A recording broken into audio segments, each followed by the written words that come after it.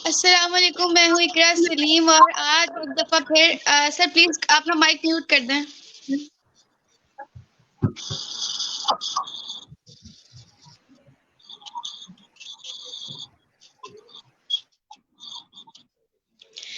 अस्सलाम वालेकुम, मैं हूँ इकरा सलीम और आज एक दफ़ा फिर मैं इल्मी सिटी के प्लेटफॉर्म पे आपके साथ मौजूद हूँ। जैसा कि आप लोग जानते हैं कि इल्मी सिटी लाता है बहुत सारे मालूमाती सेशंस आप लोगों के लिए और इसी तरह आज एक दफ़ा फिर एक बहुत ज़्यादा मालूमाती सेशंस के साथ, इंफॉर्मेटिव सेशन के साथ मैं इस प्लेटफॉर्म पे मौजूद हूँ। और आज का जो टॉपिक है वो बहुत इंटरेस्टिंग है और हमारे सबके लिए ये मैं अक्सर जो है ना स्पेसिफाई करती हूँ कि यंगस्टर्स के लिए और हमारे टीनेजर्स के लिए उनके लिए अहम है तो है। लेकिन हर बंदे के लिए आज का जो ये सेशन है बहुत इम्पोर्टेंट है। हर बंदे को इसके बारे में नो हाउ होनी चाहिए कि ज़िंदगी हम किस-किस तरह से गुज़ार सकते हैं और क्या चीज़ें अगर हमारे पास हैं तो हम अच्छी ज़िंदगी गुज़ारें, अगर अगर क्या नहीं भी हैं, फिर भी हम उन्हीं चीज़ों में बहुत अच्छी ज़िंदगी गुज़ार रहे हैं।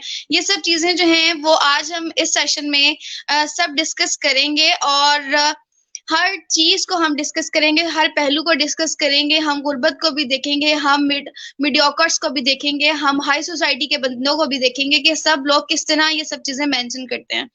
ठीक है? और उसके बाद मैं वार्मली वेलकम कहूँगी हमारे साथ जो गेस्ट मौजूद हैं doctor Rab Nawaz Afzal. Thank you so much sir for joining us on the platform of Ilmi city. Thank you so much. आप लोगों ने मुझे इनवाइट किया और कोशिश करूँगा कि इंशाल्लाह हक वक्त तक जज़ाकल्लाह सर। जी मैं डॉक्टर रब नवाज़ जो हमारे साथ इस टाइम मौजूद हैं, मैं इनका इंट्रोडक्शन करवाती रहूँ। सोशल एक्टिविस्ट हैं, डायरेक्टर हैं एसकेजी के। इसके बाद मैं इनसे पूछूंगी कि ये एसकेजी क्या है। वैसे मैं जानती हूँ लेकिन मैं चाहूंगी कि जो हमारे साथ डॉक्टर मौजूद हैं वो जरा तफसील से इसके बारे में बता दें। उसके बाद अगर मैं इंट्रोडक्शन करूँ, मोटिवेशनल स्पीकर हैं माशाल्लाह और कैरियर काउंसलर भी हैं। बहुत सारी खूबियाँ हैं आज हमारे गेस्ट के अंदर और आज हम इन सारी खूबियों से बहुत कुछ फ़ायदा उठाने वाले हैं। मैं अपने ऑडियंस को बता दूँ कि हमारा आज का जो टॉपिक है वो बहुत ही कॉमन है, हमारी सोसाइटी से रिलेटेड है, हमारे से रिलेटेड है कि हम किस तरह ग्रो करेंगे। कम पैसों में भी हम अपना अच्छा गुज़ारा कर सकते हैं, कम पैसों में भी हम बहुत अच्छे बन सकते हैं। लेकिन डिपेंड करता है कि आप एक्टिव किस तरह हैं, आपका रोल क्या है और जो आपका रोल है इस दुनिया में, आपकी ज़िंदगी में, दूसरों की ज़िंदगियों में, क्या वो प्ले कर रहे हैं? आज हम इन सब चीज़ों को डिस्कस करेंगे, तो मैं अपने ऑडियंस से रिक्वेस्ट करती हूँ कि इससे रिलेटेड कोई भी क्वेश्चन हो प्लीज़ कमेंट सेक्शन में पोस्ट करें। हम आपके हर सवाल का जवाब देंगे, लेकिन एक दफ़ा फिर मैं दरख्वास्त करूँ कि जो क्वेश्चन हो रिलेटेड टू आवर टॉपिक करें। जज़ाकल्लाह एवरीवन। जी सर, मैं आपकी तरफ आऊँ तो सबसे पहले मैंने जैसे कहा था आपके इंट्रोडक्शन में कि एसकेजी क्या है, ज़रा मैं तो जानती हूँ लेकिन मैं चाहूँगी कि आप बड़े डिटेल से हमारे ऑडियंस को बता दें। एसकेसी जो है वो साया खुदा जो नाम से है। हमने ये फाउंडेशन जब बनाई थी, हमने स्लम्स एरिया के बच्चों को पढ़ाने के लिए बनाई। स्लम्स एरिया के बच्चों झुग्गियों का जो एरिया होता है वहाँ पे बड़े-बड़े जो लोग होते हैं, उनको ज़ाहिर-सी बात है वो वहाँ पे नहीं जाते बिकॉज़ देयर और हमें वो स्मेल नहीं आती, इसलिए हम स्लम्स एरिया को डिसाइड कि हम वहाँ पे जाके बच्चों को एजुकेशन देंगे। जब वहाँ पे पहला हमने एक झुग्गी बनाई, वहाँ झुग्गी में हमने पढ़ाना शुरू किया, तो क्योंकि इस परचम के तले हम सब एक हैं, तो इसीलिए मैंने फाउंडेशन का नाम डिसाइड किया कि we have to put this on the story and this is साया खुदा जलाल। ये स्टोरी एक झुग्गी से स्टार्ट हुई थी और नाउ अल्हम्दुलिल्लाह we have more than 7,000 volunteers in my side और ऑलमोस्ट 50,000 प्लस जो है वो हमारे साथ लोग मौजूद हैं इस वक्त जो हमारा साथ दे रहे हैं इस काम में।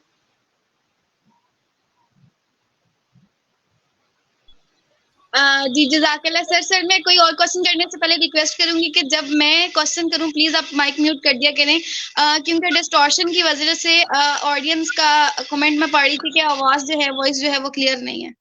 जज़ाकल्लाह सर। आई होप सो कि अब आवाज का इशू नहीं होगा क्योंकि कभी कभी ये जब हम लोग हेडफोन्स यूज करते हैं तो ये डिस्टॉर्शन आ जाती है। It's okay. जी मैं अपने ऑडियंस को बताती जाऊँ कि हमारा आज का टॉपिक जो है वो बहुत स्पेसिफाई है, जैसे कि अभी हमने इसके जी साया जुलजलाल, शायद कुछ इस तरह का नेम है आपकी। साया खुदाए जुलजलाल, यस ये। जी जी जज़ाकल्लाह। एक्चुअली मैं कमेंट्स पढ़ रही थी तो मेरा थोड़ा सा डाइवर्ट हो गई। अच्छा जी, एक माशाल्लाह से आप तो बहुत अच्छा काम कर रहे हैं। जज़ाकल्लाह, अल्लाह पाक को आपको और तरक्की दे। तो हम अपने टॉपिक की तरफ आए। हमारा आज का टॉपिक है कि हम अपनी ज़िंदगी को किस तरह ग्रो कर सकते हैं। जैसे कि आपके इंट्रोडक्शन में मैंने बताया कि आप मोटिवेशनल स्पीकर भी हैं, कैरियर काउंसलर भी हैं। तो इस चीज़ को तो आज टॉपिक में ब्रीफ करने का बड़ा ही मज़ा आएगा। मेरे ख़्याल से ये बहुत इंटरेस्टिंग टॉपिक है और जैसे कि मैं भी यहाँ पे एज़ अ साइकोलॉजिस्ट मौजूद हूँ और आप कैरियर काउंसलर हैं, तो बात करने में और ही मज़ा आएगा। तो सर, ज़िंदगी का कैसे ग्रो करें, यानी कि फर्स्ट स्टेप जो है वो हम किस तरह लें? हम बात यहीं से स्टार्ट करते हैं। सबसे पहले हमें ये देखना होता है, जब हम इंटरमीडिएट लेवल तक पढ़ के आ जाते हैं, ज़ाहिर सी बात है ज़्यादा सारे बच्चे सोने का चम्मच लेके पैदा नहीं होते। कईयों के पास रिसोर्सेज कम होते हैं, तो उन्हें मैं बात करना चाहूँगा जिनके पास रिसोर्सेज नहीं होते। जिनके पास होते हैं वो तो डेफिनेटली सर, आप ग्रो अपना अप कर माइक जाते थोड़ा हैं, सा उनको तेज़ी चीज़ें मिल जाती हैं। कर लेकिन जिनके पास एक्सक्यूज़ मी। रिसोर्सेज नहीं होते, how they can spend their life वो। जी। माइक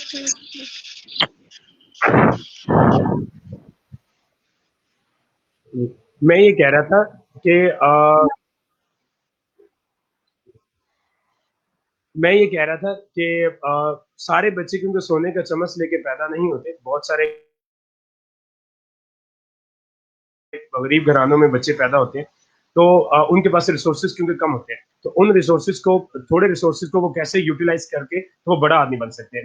मैं खुद भी एक छोटे लेवल से शुरू हुआ था, मुझे इसलिए भी ये बहुत अच्छे से पता है कि हाउ दे कैन ग्रो जिनके पास रिसोर्सेज नहीं होते। तो हम जिंदगी का जो स्टार्ट है वो थोड़ा थोड़ा करके हमें लंबे अरसे तक करना चाहिए, यानी कि हमें डिटरमेंट रहना चाहिए। हम कोई भी काम स्टार्ट करते हैं तो हमें सबसे पहले अपने जो अंदर एक डिटर्मिनेशन लेके आनी चाहिए कि मैं ये काम कर गुजरूंगा, मैं इन बलाओं को मुंह दे दूंगा।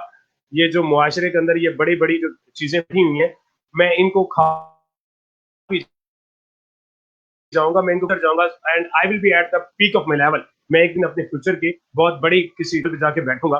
तो ये वाली चीज जो है वो, जब आपके पास रिसोर्सेज कम होते हैं और आप उसको अच्छे से यूटिलाइज करते हैं, आप डिटर्मेंट रहते हैं, पुरज़म रहते हैं। और दूसरी चीज मैं कहूंगा, आप डिटरमेंट रहें अपने अज़म के अंदर, लेकिन साथ में आप अल्लाह को ले लें। जब ये दो चीजें आपके साथ आ जाती हैं, आपके पास डिटर्मिनेशन भी है और आपके साथ अल्लाह भी है, तो फिर वो संगलाख पहाड़ियां और वो बादल, वो सब कुछ आप जो है वो क्रॉस कर जाते हैं और आप अपनी मंजिल की जानिब पहुंच जाते हैं। बहुत अच्छी आपने बात की कि हमें इन सबसे फर्स्ट पॉइंट हमें डिटर्मिनेंट रहना चाहिए। सर, ये जो डिटर्मिनेशन है ये कहाँ से आएगी? मतलब जब अभी आपने बात की कि इंटर लेवल की, कि इंटर लेवल पे बच्चों को मतलब बहुत ज्यादा इश्यूज आ रहे होते हैं। तो इंटर लेवल की अगर मैं बात करूं तो यहाँ पे उनके पास बड़े सारे ऑप्शंस आ रहे होते हैं कि जी आप बीएस केमिस्ट्री कर लें, बीएस मैथ्स कर लें, फिजिक्स कर लें, ये कर लें, वो कर लें, मेरा दोस्त इस फील्ड में जा रहा है, मैं ये करूं। फिर दूसरी बात ये आ जाती है बच्चों की कि जी मेरा दोस्त जो बेस्ट फ्रेंड है वो इस फील्ड में जा रहा है, पर मैं ये चीज, मेरे पेरेंट्स इसकी फीस अफोर्ड नहीं कर सकते, मेरा पढ़ाई से दिल उठ गया, मैं ये करूं वो करूं। तो ये बड़े कुछ लेम एक्सक्यूजेस हैं, कुछ को पता ही नहीं होता कि अब डिटर्मिनेशन पॉइंट ढूंढे कहाँ से। तो इस स्टोरी में, इस सिनेरियो में क्या करना चाहिए बच्चों को? सबसे पहले जो आज का एरा चल रहा है, जो जिस सदी से हम गुजर रहे हैं, ये सदी जो दरअसल एजुकेशन है वो टेक्निकल एजुकेशन का दौर है। हमें ये देखना होगा कि हमें टेक्निकल एजुकेशन कहाँ से मिल रही है। अब जब बच्चे एफएससी कर लेते हैं तो उसके बाद उनका माइंडसेट जो होता है वो कुछ पेरेंट्स की तरफ से, कुछ असातिज़ा की तरफ से, कुछ कंपनीज ऐसी मिल जाती है उनको कि उनको समटाइम वो गाइड कर रहे होते हैं, लेकिन बच्चे समझ नहीं पा रहे होते बिकॉज उनका इंटरेस्ट किसी और चीज में होता है। पहली प्रायोरिटी हमें ये करनी चाहिए कि हम बच्चे का इंटरेस्ट भी देखें कि वो किस तरफ जाना चाह रहा है। फिर सेकंड वन जो है वो हमें टेक्निकल एजुकेशन की तरफ जाना चाहिए कि किस फील्ड के अंदर जाके वो बच्चा 4 साल पढ़ने के बाद, वो बैचलर करने के बाद या वो मास्टर करने के बाद कल को मार्केट में उसका मंजन जो है वो बिक सकता है, कल को मार्केट में उसकी जो चीज है वो बिक सकती है और वो उससे अच्छी जिंदगी गुजार सकता है। तो इसमें जो बेस्ट ऑप्शन होता है वो होता है कि आपने टेक्निकल एजुकेशन की तरफ जाना है, ना कि आपने थ्योरेटिकल एजुकेशन की तरफ जाना है। थ्योरेटिकल एजुकेशन में जब आप जाते हैं तो फिर आपके पास दो ऑप्शन है, या तो आपके पास सीएसएस है और या फिर आपके पास जो है वो पीपीएससी जैसे ऑप्शंस आ जाते हैं। तो अगर वो नहीं हुए तो क्या होगा? मैं यहाँ पे आपकी बात कट ऑफ करूंगी, ये तो बड़ी गलत बात हो गई। लेकिन मतलब बाकी डिग्रीज की कोई वर्ड्स नहीं है। इन शॉर्ट मतलब जैसे देखे ना, आप बीएस कितने सारे हैं और आप किस पॉइंट ऑफ व्यू से ये चीज कह रहे हैं, जरा प्लीज क्लियर कर दें। मैं ये कह रहा था कि टेक्निकल एजुकेशन, अब जो भी फील्ड आप चूज करते हैं, आपके पास जितने भी डिपार्टमेंट्स हैं वो सारे के सारे उसमें मोस्टली जो है वो 90% टेक्निकल एजुकेशन के होते हैं। उसका मार्केट के अंदर उस पर वर्क हो रहा होता है। आप कोई भी डिपार्टमेंट उठा के देख लें, आप बीएस केमिस्ट्री देख लें, आप बीएस बायोटेक्नोलॉजी उठा के देख लें, आप बीएस फिजिकल एंड हेल्थ देख लें, ये आर्ट्स का सब्जेक्ट आ जाता है। किसी भी चीज पे कोई भी सब्जेक्ट जब आप चूज करते हैं तो आपको मार्केट में ये देखना चाहिए कि आया कि उसकी बर्थ क्या है। आपको मार्केट में उसकी वैल्यू पता होनी चाहिए कि आप, या तो अब देखें जब आप, सब लोग बीएस करते हैं लेकिन आपको यूनिकनेस लेके आनी चाहिए। तो जो आपने डिग्री की है, बेशक वो सारों ने बीएस कंप्यूटर साइंस किया होता है, लेकिन जो आपने बीएस कंप्यूटर साइंस किया होता है उसमें तो यूनिकनेस होनी चाहिए कि जब आप डिग्री कंप्लीट कर आपको वो वेब डेवलपमेंट भी आती हो, आपको वो जावा भी आता हो, आपको स्क्रिप्ट भी आता हो। जब ये चीजें आपको आएंगी तो आप मार्केट में फिर अच्छा अर्न कर सकते हो और अच्छी लाइफ गुजार सकते हैं। मेरा मकसद ये था कि टेक्निकल एजुकेशन की तरफ जाना चाहिए। थ्योरेटिकल एजुकेशन में आपके पास दो ऑप्शन बचते हैं। मैं उनको ये नहीं कह रहा कि वो जो है वो डिग्रियां किसी काम की नहीं है, वो डिग्रियां भी काम की हैं, वो डिग्रियां भी काम आ सकती हैं, लेकिन उसके अंदर रहकर भी जो डिटर्मिनेशन होती है, जो बंदे का अज़म होता है कि मैंने अगर बीएस इंग्लिश कर लिया, मैं लेक्चरर लगूंगा ही लगूंगा। जब वो अपने आप से प्रॉमिस कर लेता है, फिर अपने अल्लाह को भी साथ ले लेता है और फिर वो मार्केट के अंदर आके दिन रात लगाता है, वो 4,000 पे पढ़ाना शुरू करता है और फिर वो वक्त आता है कि वो 4-4 लाख रुपए लेके भी पढ़ा रहा होता है। तो ये वाली चीज जो है ना वो होनी चाहिए, मैं ये कह रहा था। जज़ाकल्लाह सर, बड़ा अच्छा पॉइंट आपने रेज किया। कुछ दिन पहले भी मेरा इस तरह का सेशन था, तो उसमें भी ये एक सर थे, उनके साथ भी यही बात डिस्कस हो रही थी कि एजुकेशन जो है, डिग्री की वर्थ तो है, लेकिन उसके साथ साथ टेक्निकल एजुकेशन आपके पास होनी चाहिए। यानी कि अगर आप कोई भी बीएस कर रहे हैं किसी भी फील्ड में, तो आप ये जरूर देखें कि मार्केट में चीज चल क्या रही है। फिर उसके साथ साथ आप वो चीजें आहिस्ता आहिस्ता आहिस्ता सीखने शुरू कर दें। जिस तरह आपकी स्टडी कंप्लीट होगी, आपके पास उस तरह का एक्सपीरियंस भी आ जाएगा, तो फिर आपको मार्केट में आते हुए कोई मसला नहीं होगा, ना कोई इश्यू होगा, ना मसला होगा कि हम अब क्या करें, किस तरह करें। और कोई मतलब जो हम कहते हैं कि जी हम तो बर्बाद हो गए 4 साल पढ़ के, तो ये बात ठीक है। लेकिन यहाँ पे ये है कि हमारे जो बच्चे हैं उनका एक्टिव होना बहुत जरूरी है, उनको सोसाइटी में देखना बहुत जरूरी है कि चल क्या रहा है। और एक ये एक्सक्यूज आ जाता है, जी हम तो मर गए, अभी यूनिवर्सिटी का इतना बर्डन था, ये एकेडमीज का इतना बर्डन है, हम कहीं और जा नहीं पाते। तो इन शॉर्ट सर, इस तरह के जो बच्चे हैं उनको क्या कहेंगे आप?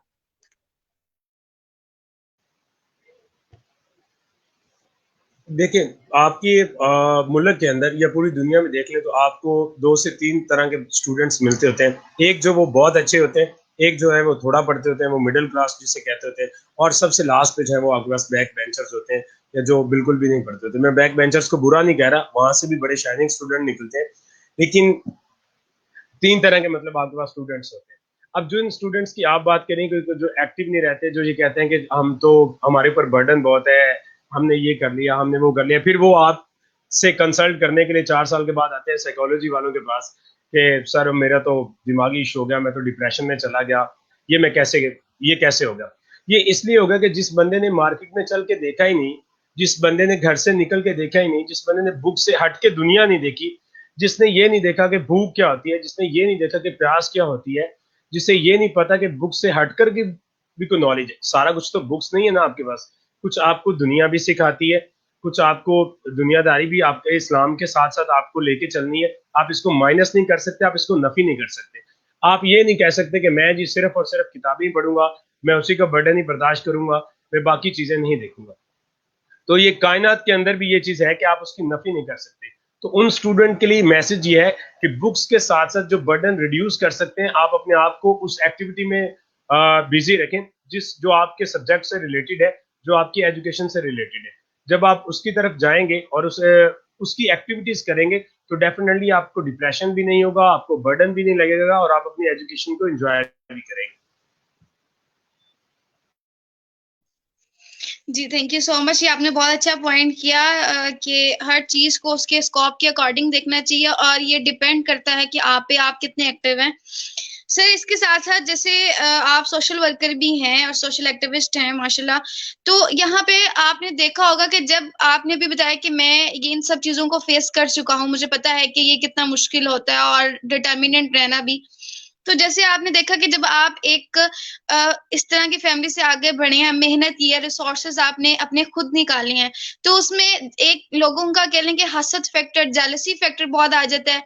लोग आपको हमेशा लैग पुल करते हैं, आपको पीछे धकेलते हैं, कोई आपको फ्रंट पे नहीं आने देता। अगर आप बहुत अच्छा इनपुट दे रहे हैं तो हमेशा आपको वो यही कहेंगे कि तुमने अच्छा नहीं किया, मतलब आपको हमेशा डीवैल्यू करते हैं और हिट करते हैं कि आप ये चीज छोड़ दें। कुछ लोग आपको आगे नहीं बढ़ने देते, तो इस तरह के लोगों में बहुत सारे लोग जो वो डिप्रेस हो जाते हैं, अपना पॉइंट ऑफ व्यू छोड़ देते हैं, आगे नहीं बढ़ते, लोगों की बातों को बहुत ज्यादा हावी कर लेते हैं खुद के ऊपर। तो इस सिचुएशन में क्या करना चाहिए? यहाँ पे जो साइकोलॉजिकली लिहाज से जो फैक्टर आता है ना, आप लोग जानते होंगे, उससे कहते हैं पॉजिटिविटी, कि मुझे पॉजिटिव रहना है, मुझे इम्बैलेंस नहीं होना। कि अगर कोई बंदा आके मुझे कहता है कि आप जो कर रहे हैं वो सरासर गलत है, आप ये जानते हैं कि मैं जो कर रहा हूँ मैं सही कर रहा हूँ और मैं इसके जरिए अपनी मंजिल पे पहुंच जाऊंगा, मेरे पास इसके अलावा मैं, ये कोई शॉर्टकट वे नहीं है, ये मेरा एक लंबा रास्ता है, क्योंकि ये जिंदगी जो है ना, ये बहुत बड़ा और बहुत लंबा रास्ता है और बहुत कठिन रास्ता है, इसमें ये सारी चीजें आती जाएंगी। लेकिन अगर आप लोगों को देखते रह गए, अगर आप यही सुनते रह गए कि फलां ने ये कह दिया, शू ने ये कह दिया, फलां ने ये कह दिया, भाई इग्नोर द पीपल्स, लोगों को करने दे जो वो करे, तू अपने आप के साथ डिटरमेंट रहे, तू अपने आप, अपने मन के अंदर जो तेरी आग लगी हुई है तो उसको ना बुझने दे। तू क्या है कि मैं ये कर गुजरूंगा, मैं ये सब कुछ एक दिन अचीव करने के बाद वापिस आके हर थप्पड़ हर जगह मिस मारने वाला नहीं होता, हर बात का हर मौके पे जवाब नहीं होता। यू हैव टू वेट, आपको सब्र करना चाहिए, आपको आपको अपना काम में लगे रहना चाहिए, लोगों को बोलने दें, ये आपको कहीं का नहीं छोड़ेंगे। आप, मैं दाढ़ी रख लूं और मैं, अगर मैं किसी जगह पे खड़ा हूंगा, अब आपको एक इस्लाम से एक मैं बात बताता हूँ। एक अल्लाह वाले के सामने किसी ने कहा कि अगर एक बंदे के दाढ़ी से शराब टपक रही हो तो आप क्या कहेंगे, मुंह से, यानी कि शराब टपक रही हो तो आप क्या कहेंगे? तो उसने कहा कि मैं ये कहूंगा कि इसके, इसने पी नहीं है, इसके सर में किसी ने डाली है और वो दाढ़ी से नीचे रही। ठीक है, तो ये होती है पॉजिटिविटी, कि आपने पॉजिटिव रहना है, लोगों को बोलने दे, उन्हें करने दे जो वो करें, कुछ अच्छे भी मिलेंगे आपको जो आपका साथ देंगे, आपको आगे लेके बढ़ेंगे, आपको कहेंगे कि आप करें, हम आपके साथ हैं। तो इन लोगों को साथ रखना चाहिए, जो लोग आपके बैक फुट पे हैं, जो आपको धकेलना चाहते हैं, पीछे करना चाहते हैं, इग्नोर द पीपल्स प्लीज। आपको उनकी कोई परवाह नहीं होनी चाहिए, आपको अपने आप के साथ होनी चाहिए, क्योंकि आपको अपने आप को पहचानना है कि मैं क्या हूँ। और जिस दिन आपको ये पता चल गया ना कि मैं तो रहमान का बंदा हूँ और मैं ये पहाड़, ये चोटियां, ये केटू और ये मैं सब सर करके जा सकता हूँ, तो आप कर गुजरेंगे। क्योंकि जब हसद करने वाले आपके आपके पीछे लगे होंगे तो डेफिनेटली कई दरवाजे भी यहाँ पे बंद किए जाएंगे। लेकिन वमयतकिल्ला मखराजा, वो दरवाजे अल्लाह ने खोलने हैं, वो जो 5 दरवाजे बंद होंगे, 6 बंद होंगे, वो 7वां अल्लाह ने खोलना है। डिटर्मिनेशन के साथ साथ, पॉजिटिविटी के साथ साथ, आप अल्लाह भी लाजमी लेना है, ताकि आप अपने जो जो काम आप करने जा रहे हैं, आप उसको पूरा कर सकें। जज़ाकल्लाह वंस अगेन, बहुत अच्छे पॉइंट आपने बताए हैं और मैं हर पॉइंट के साथ 110% एग्री करती हूँ और बहुत अप्रिशिएट करती हूँ, ये बहुत अच्छी बात है। और जब हम दीन का हवाला देते हैं तो सच में कहते हैं कि वो बात दिल को जाके हिट करती है। मैं कोई और क्वेश्चन करने से पहले अपने ऑडियंस से कहूँ कि जी आप हर किस्म का क्वेश्चन कर सकते हैं, लेकिन टॉपिक से रिलेटेड कर सकते हैं। आप, हमारा जो टॉपिक है आपको सामने लाइन पे नजर आ रहा होगा और आप वहां से देख के क्वेश्चन कर सकते हैं कि आज हम किस चीज की डिस्कशन कर रहे हैं, आप इससे रिलेटेड क्वेश्चन कर सकते हैं। और आप प्लीज कंट्रीब्यूट करें, आपके कंट्रीब्यूशन से एक डिस्कशन करने का और मजा आता है। आप कोई अपना कोई भी एक्सपीरियंस शेयर करना चाहते हो हमारे साथ, आप प्लीज जरूर करें। आपने सिर्फ बहुत अच्छी पॉइंट की, मैं आपकी बात कंटिन्यू करूं कि लोग में वाकई में अगर हम ये सोचेंगे लोग क्या कहेंगे फिर लोग क्या सोचेंगे, तो हमें फोकस करना चाहिए अपने पॉइंट पे। बहुत सारे लोग आते हैं हमारी जिंदगी में जो कि हमें पीछे की तरफ धकेलते हैं, लेकिन हमने उन लोगों को साथ लेके चलना है। ये बहुत अच्छी बात है कि जो आपको मोटिवेट करते हैं और आपका साथ देते हैं कि तुम आओ, बढ़ो और करो काम, मैं तुम्हारे साथ हूँ। ये बहुत अच्छी बात है और ये रियलिटी ऑफ लाइफ है, ऐसे ही होता है। लेकिन एक ये भी बात है कि हम लोग उन लोगों की पहचान करने में बहुत गलती कर देते हैं। हम हमेशा उन लोगों को तरजीह देते हैं जो कि हमें जो कह लें कि लैग पुल कर रहे होते हैं और हमें पीछे धकेल देते हैं, क्योंकि वो कह लें कि जो उनका फ्रंट फेस होता है वो इतना अच्छा होता है और हम जज नहीं कर पाते कि यही हमारे साथ बंदा मुखलिस नहीं है। और जो बंदा शायद बैक ऑफ द स्टेज हमें स्पॉट कर रहा होता है और हम उसको पहचान नहीं पाते। तो सर अगर हम इस पॉइंट को डिस्कस करें, ये बहुत अच्छा पॉइंट है, तो इसमें आप क्या कहेंगे कि जो आइडेंटिफिकेशन है वो हम किस तरह करें लोगों की? आइडेंटिफिकेशन जो है ना वो बहुत ही एक मुश्किल काम है, क्योंकि आप अपने नबी से जब देख लें, आप 1400 साल पीछे चले जाए, तो जब आप सल्लम ने दीन की तबलीग की थी तो कौन थे जो वो सारे जो बनी इसराइल वाले, और वो सारे कौन थे? वो सारे अपने ही थे। तो पहली बात है कि वो सारे आपके अपने होते हैं जो आपको पीछे धकेल रहे होते हैं कि यार अगर ये आगे बढ़ गया तो हम कल किस मुंह से इसको बोलेंगे कि यार तू कर गया। वो तो ये सुनना चाहते हैं ना कि ये आके कल को हमारे दरवाजे पे गिरे और ये कहे कि मेरे से भी नहीं हुआ। लोग आपको इसलिए कहते हैं कि ये तुझसे नहीं होगा, इसलिए कि वो किस मुंह से कल को आपको बोलेंगे कि यार तू करके आ गए। तो इसलिए आपको ये जो आइडेंटिफिकेशन का मामला है ये थोड़ा सा क्रिटिकल आ जाता है कि आपको चेहरों का पता नहीं चलता जो आपके साथ चल रहे होते हैं, लेकिन उन्होंने बगल के अंदर वो छुरियां और वो चाकू और वो तोपे लेके फिर रहे होते हैं कि कोई मौका मिले और हम इसको उड़ा दें। लेकिन जिंदगी का जो मजा है वो इसी में है कि जब चारों तरफ से आपके ऊपर वार किए जा रहे हो और आप देख रहे हो कि यार ये भी मेरे साथ बुरा कर रहा है, ये भी बुरा कर रहा है, ये भी बुरा कर रहा है, लेकिन उसके बाद आप सब्र के साथ आगे कंटिन्यू मूव करते जाएं, उन चेहरों को पहचानते जाएं, तो वो दिन फिर दूर नहीं होता जब दुश्मन की वजह भी आप होते हैं, कता भी आप होते हैं, और दुश्मन के किलों के अंदर भी आपकी बातें हो रही थी कि यार किसी माँ ने कुछ पठा जना था, कुछ जंग करके गया है, हम तो हसद करते ही रह गए, वो बहुत आगे निकल गए। तो हमें उन चेहरों को जो पहचानने का है, वो इंसान की असल बेवफा है, इंसान बेवफा है, आपको हर किसी ने छोड़ के जाना है, ये हो नहीं सकता कि आपके साथ सारे ही चले, लेकिन कोई एक दो, कोई तीन चार, कोई दो चार बंदे ऐसे होंगे जिंदगी के अंदर जो आपका साथ देंगे, जो आपको आगे लेके बढ़ेंगे। इसके अलावा बाकी जो लोग होते हैं वो सिर्फ और सिर्फ आपको देख रहे होते हैं, आपका तमाशा देख रहे होते हैं। आप किसी को अपना गम सुनाते हैं, जब आप उठ के जाते हैं तो वो आपका मजाक उड़ा रहे होते हैं कि यार ये देखिए कितना परेशान, और हंसते हैं आपके ऊपर। तो आपको लोगों को ये नहीं बताना कि मैं हारता कहां पे हूं।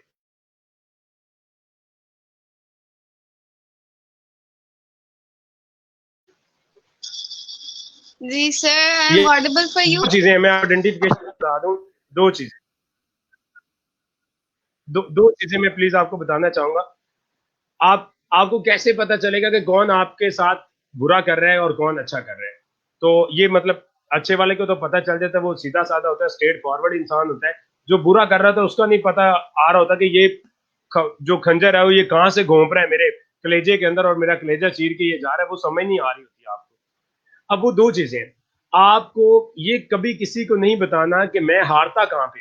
अगर जिसको आपने ये बता दिया ना कि मैं यहाँ पे हार जाता हूँ, इस चीज से मैं हार जाता हूँ, तो हजूर वो आप समझ लें कि आपने अपना दुश्मन उधर ही पैदा कर लिया। और आपने ये भी नहीं बताना कि मैं जीतता कहां पे हूँ, क्योंकि जब आप जीत जाएंगे तो फिर बाद में की बात बाद में देखी जाएगी, बाद में तो उसने चुप होकर बैठ जाना है कि यार वो तो जीत गया। आपने एक तो ये करना है कि आपने किसी को ये नहीं बताना कि मैं हारता कहां पे हूँ। हार भी अपने कलेजे के अंदर रखनी चाहिए और जीत भी अपने कलेजे के अंदर रखनी चाहिए, फिर जाके आप कुछ बन सकते हैं। और अगर आपने लोगों के अंदर, ये भी कोई बात है कि आप दो दो मिनट के अंदर लोगों के सामने बैठ के आप अपनी बातें करते हैं, आप उन्हें ये बताते हैं मैं ये हूं, मैं वो। इस वक्त जब इंटरमीडिएट से आगे बच्चा आ रहा होता है तो ये वो लेवल होता है कि जब आप कहते हैं कि मैं बातों से लोगों को इंप्रेस करूंगा, ऐसा नहीं हो सकता। तेरी बातों से तो खुद इंप्रेस नहीं होगा तो लोग तेरे से क्या इंप्रेस होंगे?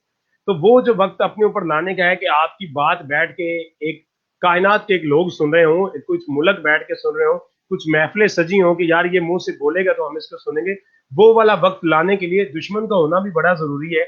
इसके बिना भी कामयाबी नहीं होती। आपके दुश्मन भी होने चाहिए। मेरे नबी ने गजबे लड़े हैं, जंगे हुई हैं, वो सारी क्यों हुई थी? आप सल्लम गजबा करने के बाद आप सल्लम रोआ करते थे कि मैं तो यार ये काम नहीं करने आया था, मैं तो इनको कह आया था कि दीन इस्लाम की तरफ आ जाए, लेकिन ये नहीं। तो फिर मजबूरन ऑप्शन क्या होता था? जंग होती। तो ये दुश्मन का होना भी जरूरी है। और इसमें जब आप डिटरमिन्ड रहते हैं और अपने अज़म की तरफ निकल जाते हैं और आप सक्सेसफुल हो जाते हैं, तो बस यही उसी की सीरीज रहती है।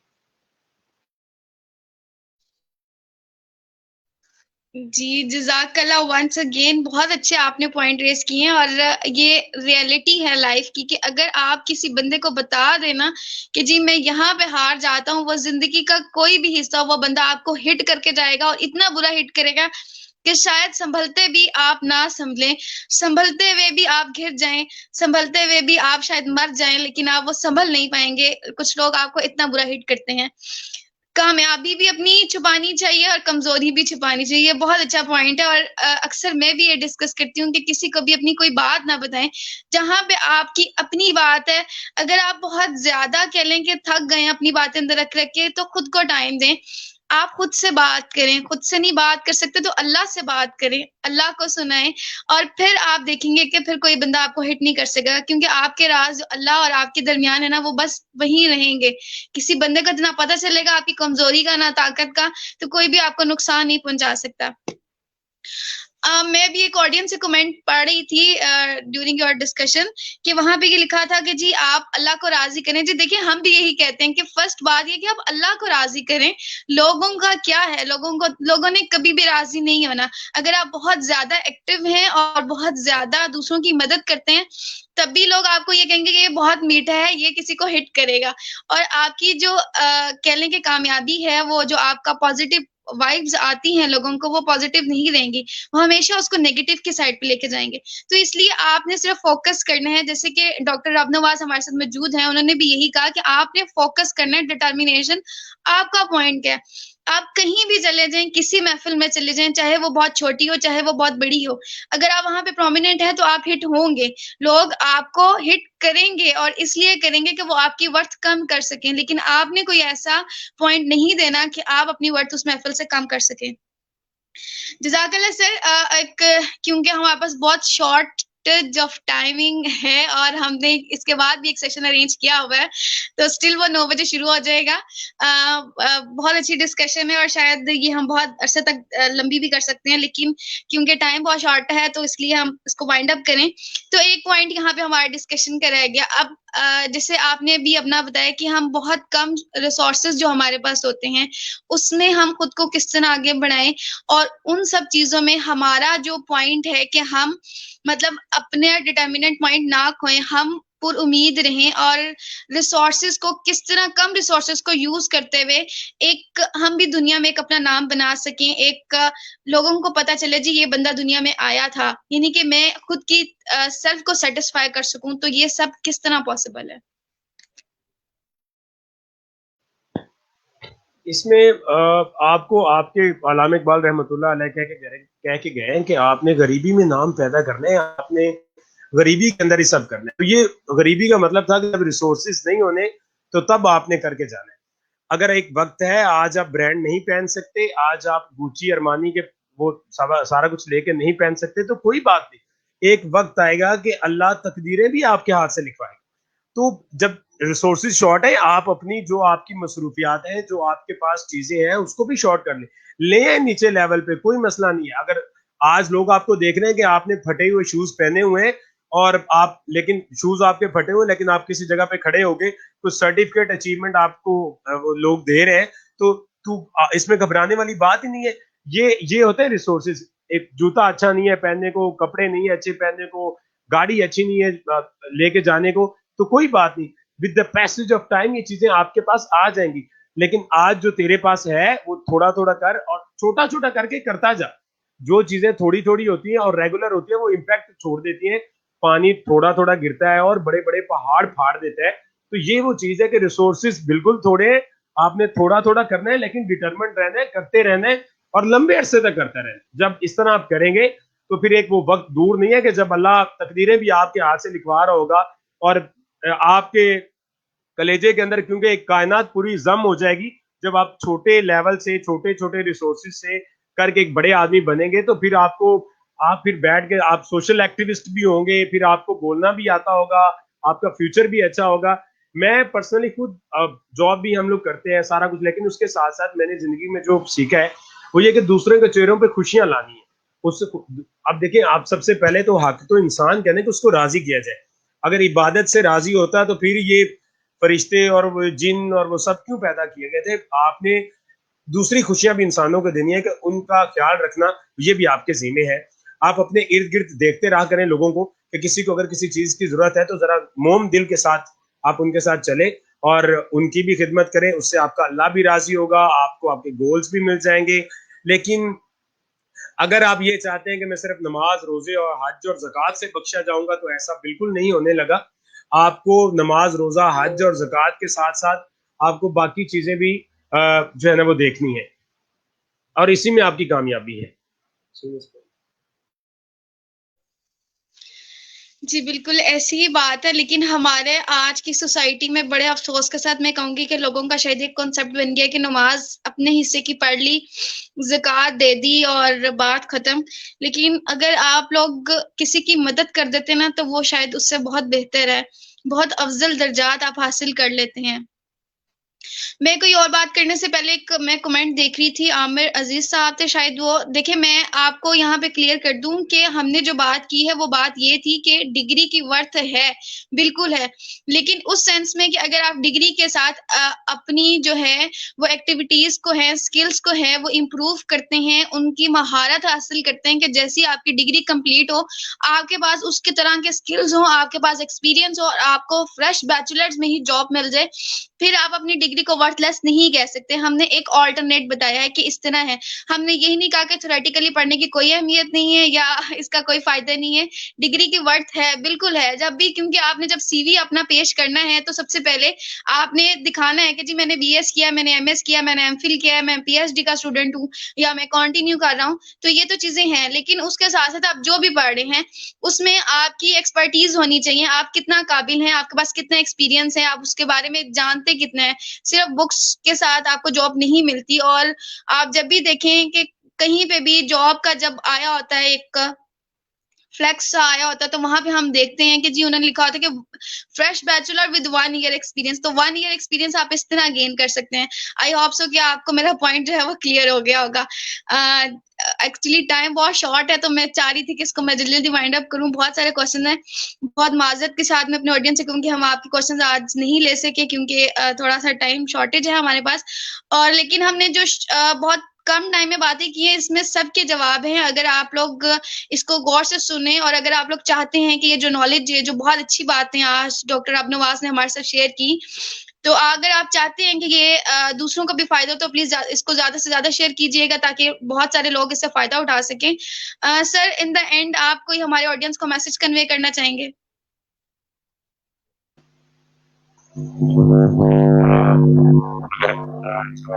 ऑडियंस से मैं उनसे ये कहना चाहूंगा,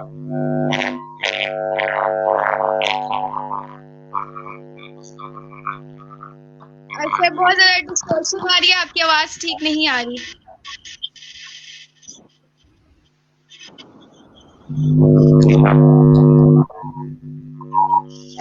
इसको लगा के प्लीज दोबारा से अटैच करें, उतार के।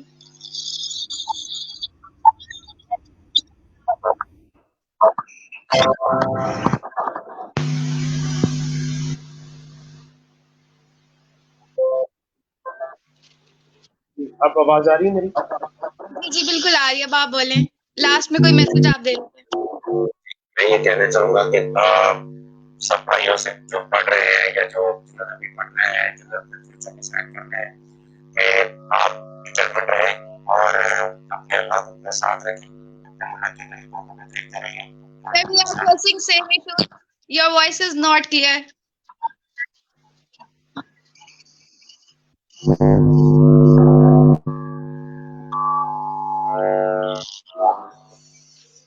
अब आवाज आ रही है?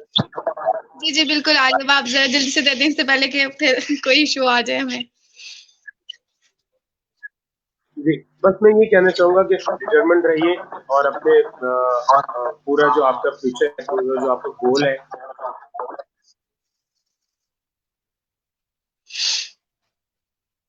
आई थिंक सो डॉक्टर अबनवाज की तरफ थोड़ा सा नेटवर्क इशू है। तो मैं उनकी बात क्लियर कर दूं। ये कह रहे हैं कि आपका जो फोकस पॉइंट है, आपका जो डिटर्मिनेशन पॉइंट है, आप प्लीज उस पे डिटर्मिनेंट रहें, आप उस पे लोगों की बातों का बिल्कुल भी ना सोचें, आप सिर्फ अपना फायदा सोचें। इतना भी नहीं फायदा सोचना कि आप दूसरों का नुकसान दे दें, लेकिन आप कोशिश करें कि आप जो हैं वो दूसरों को नुकसान ना दें, लेकिन आप उसके बावजूद भी अपने पॉइंट पर डिटर्मिनेंट रहें और उस चीज को हासिल करने की कोशिश करें। Sir welcome back. अगर आपकी वॉइस क्लियर है तो आप कुछ कहना चाह रहे थे।